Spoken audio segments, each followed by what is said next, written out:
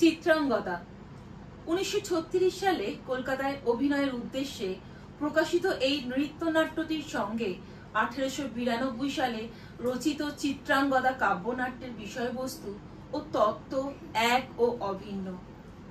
মহাভারতের আদি পর্বে বর্ণিত অর্জুন ও চিত্রাঙ্গদার প্রণয় উপাখ্যান অবলম্বনে গড়ে উঠেছে এই নৃত্যনাট্যের নাট্যবস্তু। শুরু করছি আমাদের গান বধূ কোন আলো। বধূ